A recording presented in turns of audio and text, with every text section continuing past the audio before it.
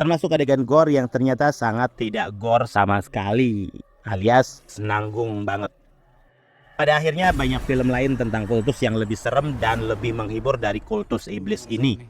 Iblis pasti kecewa lihat hasilnya. Sudah catut nama tapi tidak nampol.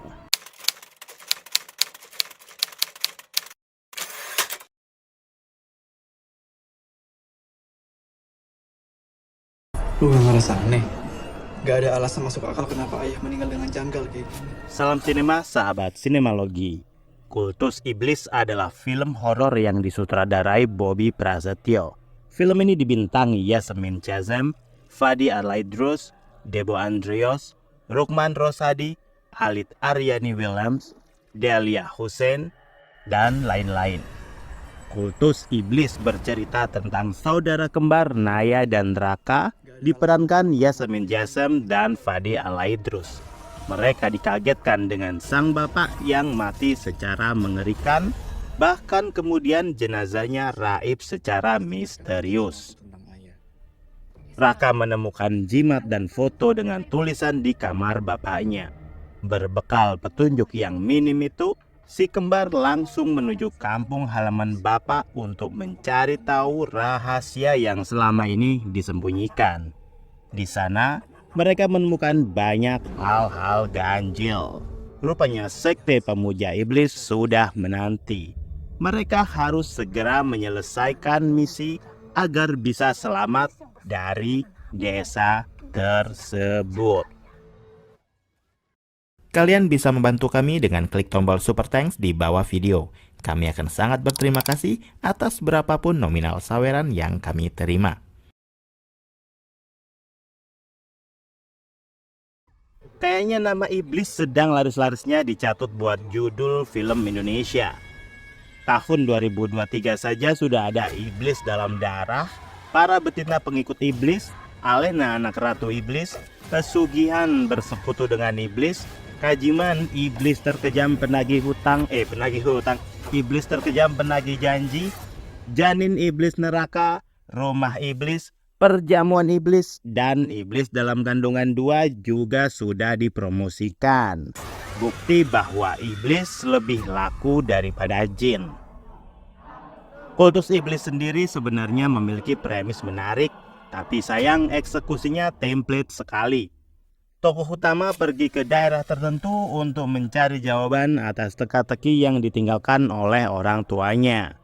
Film yang laris menggunakan cerita sejenis ini antara lain Perempuan Tanah Jahanam dan film Yasmin Chazem lainnya, yaitu Khanzab. Di Kultus Iblis, sejak awal penonton langsung disuguhi kegaduhan yang membuat film ini seperti mengejar jumpscare dan buru-buru. Malahan saya merasa teror yang ditunjukkan di awal membuat film ini menjadi buyar. Entitas yang merepresentasikan sosok iblis malah tidak mencerminkan sisi keiblisan yang dimaksud. Bahkan jumpscare-nya pun seringnya tidak berhasil membuat kaget. Hanya suaranya saja yang hingar-bingar memekakkan telinga, pengalaman yang menyebalkan di awal-awal film. Kuping serasa dipaksa jadi budak.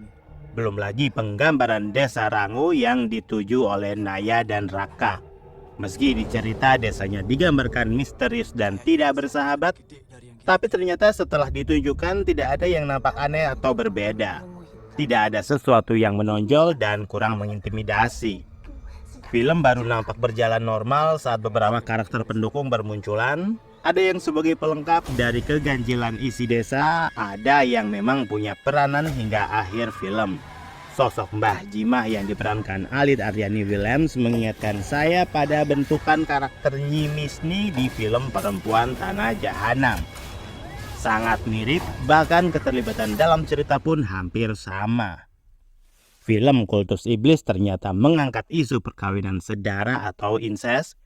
Seperti yang diketahui, hasil dari pernikahan sedara adalah bayi-bayi yang biasanya terlahir cacat. Salah satunya tumbuh dewasa dan di film ini memiliki kecacatan di bibir yang sumi. Sang sutradara sepertinya kehabisan stok talenta yang memiliki faktor disabilitas fisik. Akhirnya guyonan yang disampaikan malah menjadi gelap.